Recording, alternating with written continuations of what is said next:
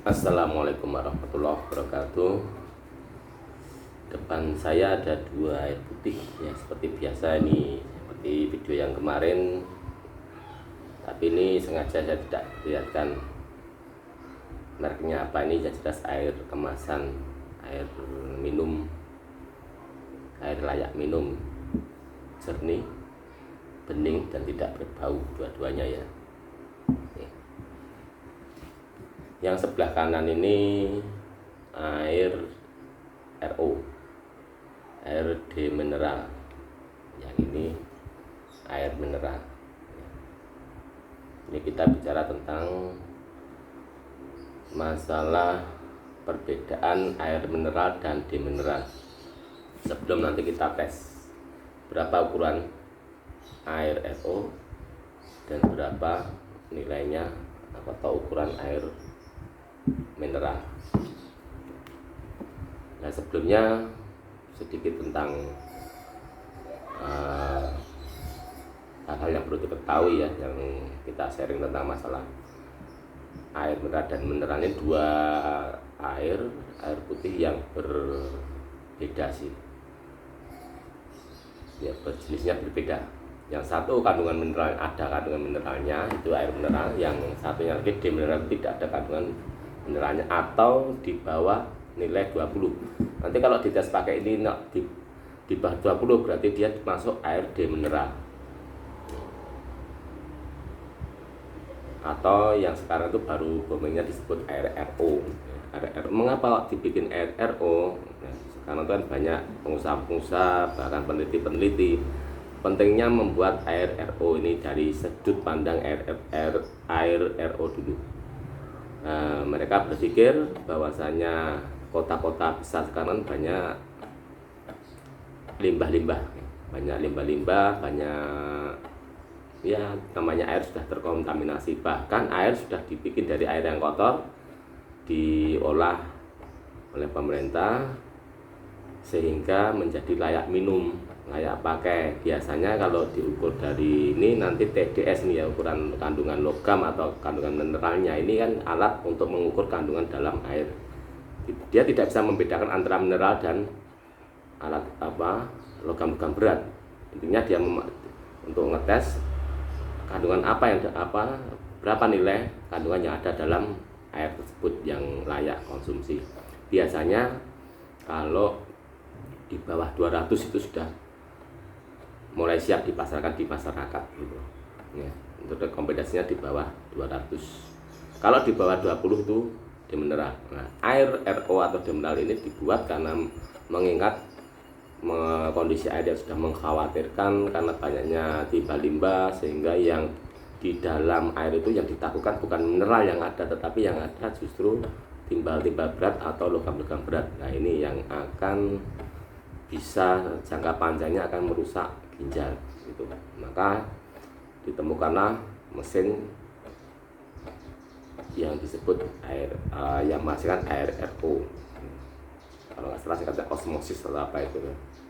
Dengan cara disaring, jadi betul-betul dikosongkan, entah itu mineralnya, entah itu kandungan logam beratnya itu dihilangkan betul. Menjadi air sebisa mungkin menjadi air kosong atau air yang tanpa isi, tapi airnya masih layak minum, putih, bening, jernih, tidak berbau.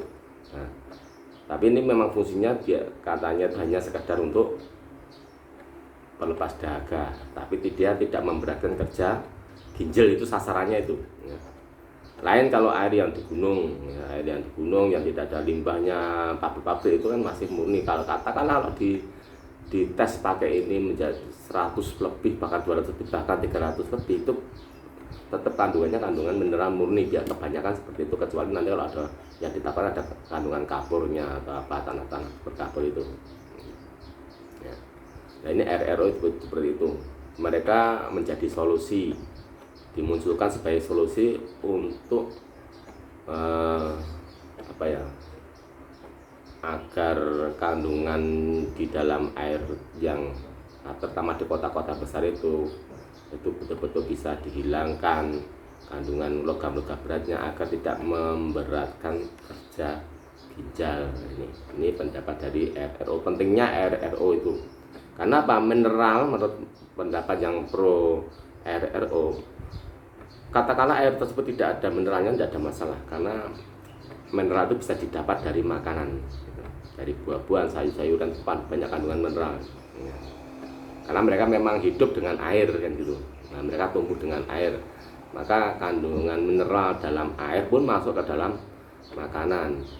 Jadi air itu dibikin murni tidak ada kandungan apapun tidak masalah. Itu pendapat dari RRO. Cukup manusia itu sudah tercukupi dengan sayuran dan mineral dari sayuran dan dari buah-buahan, itu sudah cukup, atau dari daging-daging hewan-hewan itu juga banyak mineralnya, itu sudah cukup. Karena kalau di dalam, sekali lagi, kalau dalam air ada ya, kalau mineral, ternyata kalau itu logam berat ini yang dikhawatirkan. Nah, itu dari pendapat RO atau ARD mineral. Maka dibikinlah air kosong atau air mineral tersebut, ya. Intinya untuk menjaga kesehatan ginjal agar tidak memberatkan ginjal. Ini. Nah, sekarang air mineral juga marak ya di pasaran. Air mineral itu kita beli bisa ya, itu banyak berbagai merek, dua-duanya juga ada merek di pasaran, di Alfamart, Indomart, di supermarket besar itu, nah, di warung-warung pun sekarang sudah mulai banyak kan gitu. Nah, air mineral ini air yang ada kandungannya tapi dikhususkan dengan adanya mineral. Hanya mineral, kandungan logam beratnya berusaha dihilangkan, tapi caranya saya kurang tahu, belum menemukan referensinya. Seperti ya ada kan satu merek yang ada manis-manisnya itu, nah itu kan dipromokan dan air mineral itu kandungannya, ya dipromokan air mineralnya itu. Air mineral ini, pendapat dari orang yang memproduksi mineral ini, bahkan juga katanya WHO juga menyarankan agar air yang bisa diminum ya air mineral. Tapi saya memahami itu yang dimaksud itu ya air yang betul-betul mineral murni, bukan ada kandungannya, yang ada kandungannya logam-logamnya berbahaya kan itu. Dan itu kalau di kota-kota besar sangat sulit kita menghindarkan gitu, karena mau nggak mau tetap terkontaminasi dengan limbah-limbah yang dari pabrik-pabrik yang ada kan itu. Apalagi di pinggir sungai itu. Nah, air mineral ini juga disarankan oleh yang pro mineral karena pentingnya mineral dalam air. Katanya ada beberapa mineral yang tidak dimiliki oleh makanan. Tidak ada mineral dalam air yang ada dalam makanan itu, katanya gitu. Tapi saya belum menemukan referensinya apa itu jenis mineralnya kan gitu. Nah, dikhawatirkan kalau minum air tanpa ada mineralnya itu akan menjadikan kita kekurangan mineral dalam tubuh gitu. Katanya gitu, tapi dia tidak menerangkan berapa jumlah mineral yang dibutuhkan oleh tubuh gitu. Hanya berapa miligram itu, kecil-kecil kan gitu ya, karena dia masuk mikronutrisi ya, bukan makro. Kalau makro kan besar seperti lemak, karbohidrat dan protein, itu kan memang butuhnya besar itu, gram, dari hitungan gram itu kan. Kalau mineral itu hanya hitungan kecil saja, miligram, jadi tidak butuhkan banyak. Maka kalau dari makanan menurut pendapat yang sudah cukup. Kalau dari yang pro air mineral yang harus dikonsumsi, katanya penting, karena nanti kalau nggak ada mineralnya kita akan terjadi kekurangan mineral ya, dan ini berbahaya karena gitu. Ini dua pendapat dari dua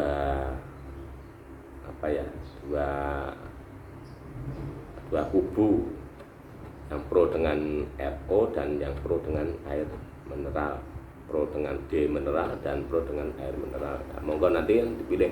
Intinya selama itu tidak berbau, tidak dilihat jernih, tidak berbau, bersih, udah layak minum.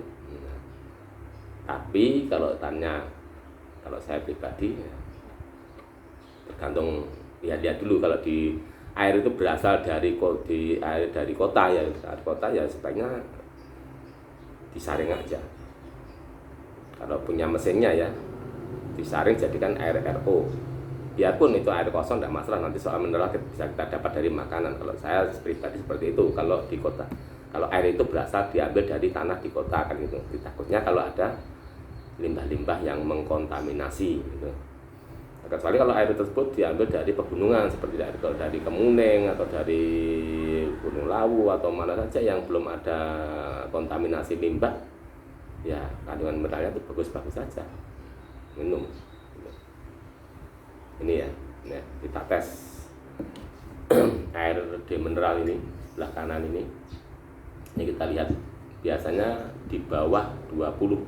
Nanti kalau di tes dengan TDS ini kita hidupkan, saya hidupkan ini nilainya 0 ya, masih 0.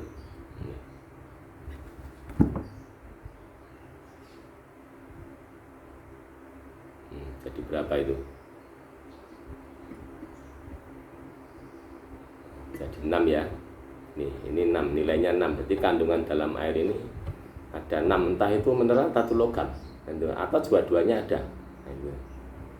Yang jelas kalau di bawah 20 termasuk air demineral. Dan layak konsumsi. Dan kalau ini air ini berasal dari kota, saya setuju. Ya ini. Tapi kalau air dari pegunungan disaring jadikan RO, ya maneman mineralnya kalau saya. Ya. Kita bersihkan dulu.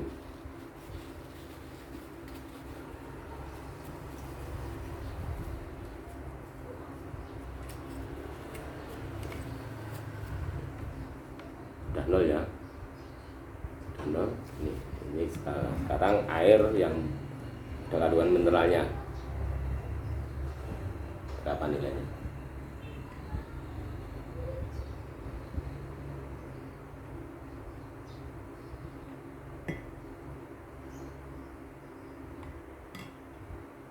Ini 36. Ini 36. Di bawah 20 ini sudah masuk golongan air yang mineral, tapi juga nggak tahu ini isinya apa. Kalau ini ada dari air pegunungan, diambil dari pegunungan, berarti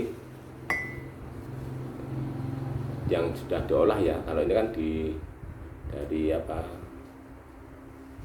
depot-depot itu ya. Nanti lain lagi kalau yang itu air mineral seperti le mineral itu dinilai bisa 100 lebih kan gitu. Nah, ini kalau di atas 20 sudah masuk air mineral. Nah, kalau airnya berasal dari gunungan bagus, karena nggak ada polusi, nggak ada limbah. Tapi kalau dari kota itu yang dikhawatirkan ternyata ada limbahnya yang dinilai ini ternyata kalau itu kandungan logam berat itu ya, itu yang ditakutkan dari air apa, pendapat yang pro air RO. Jadi gimana kesimpulannya? Ya, kesimpulannya kalau saya pribadi menyimpulkan air RO itu bagi saya itu bagus kalau di kota-kota besar, dalam antar kutip kalau tidak ada sumber mata air lain kecuali di kota itu kita ambil air dari tanah, kita punya alatnya, kita saring aja jadikan air RO. Jadi kandungan limbah apa logam-logam beratnya hilang, tidak apa-apa jadi 0, jadikan apa, jadi air kosong. Intinya minum itu kan hausnya hilang kan gitu. Soal mineral bisa kita dapat dari buah-buahan dan sayur-sayuran. Itu kalau kita hidup di kota dan punya alatnya, beli alatnya ya harganya entah 5 juta atau berapa itu alatnya. Tapi kalau kita bisa dapat dari air pegunungan yang mineralnya masih alami kandungannya, kemungkinan ada kandungannya itu betul-betul mineral ya, bukan karena kandungan limbah, ya udah tidak usah disaring, biar itu aja, karena itu manfaat bagi tubuh ya. Kecuali kalau nanti ternyata ada kandungan kapurnya, ya itu lain lagi kan gitu. Ini nah sekarang ya jadi masalah air RO itu selama saya lihat-lihat di video-video yang ada itu, hampir kebanyakan air RO, air di mineral itu sifatnya asam. Ini yang jadi masalah bagi saya ya, pribadi, karena saya cenderung suka minum air alkali yang atau minum air yang pH-nya netral ya, pH-nya netral. Kalau netral itu kan warnanya biasanya hijau, nilainya 7 atau 6,5, hijau agak tua dikit, atau hijau agak muda.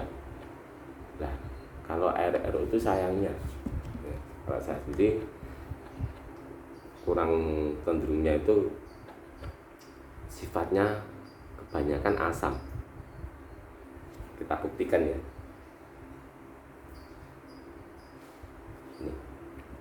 Ini kan tadi RO yang nilainya 6 kan,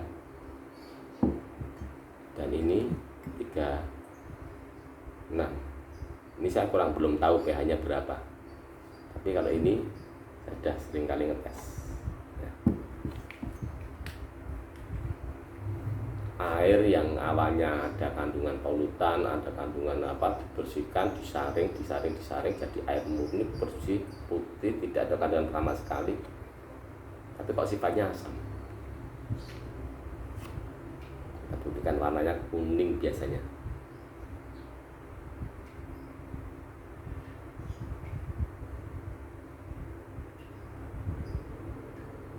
Ini 5 tetes.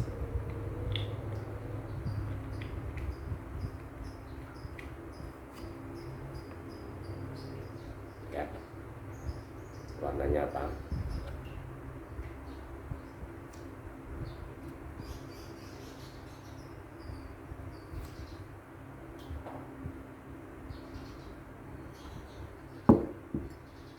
Ini kayaknya air mineral, air di mineral, warnanya kuning.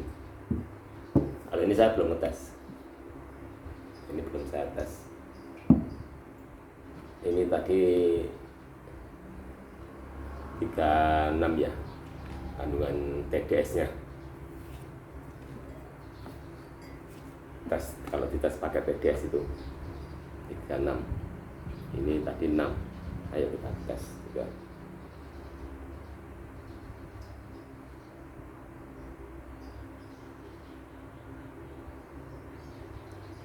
Lima tetes. Kalau warna hijau itu netral, warna kuning itu nilainya 4, nilainya 5 ke bawah. Kalau hijau netral ya.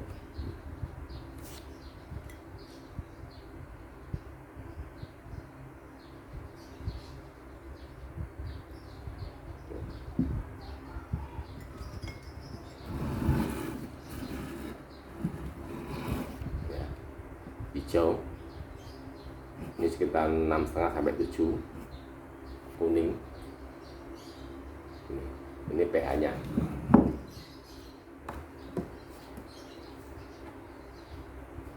Akhirnya secara logika bagus, tujuannya bagus, yang demineral atau RO, agar tidak memberatkan kerja ginjal, karena betul-betul air murni, tidak ada kandungan logam beratnya, tidak ada timba-timbanya. Hanya sayangnya hampir kebanyakan RO kok jadinya ini asam. Jadi apa? Tidak ada, antioksidannya itu enggak ada. Tapi lain kalau dengan air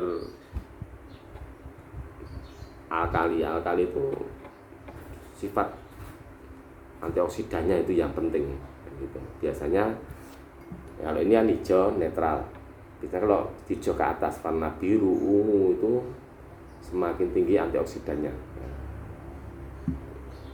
Nah baca kan tentang kulit manggis warnanya ungu itu tinggi antioksidan gitu. Nah, itu yang diperlukan tubuh, antioksidannya itu. Suatu saat kita tes ya. Tuh, sekian dulu. Assalamualaikum warahmatullahi wabarakatuh.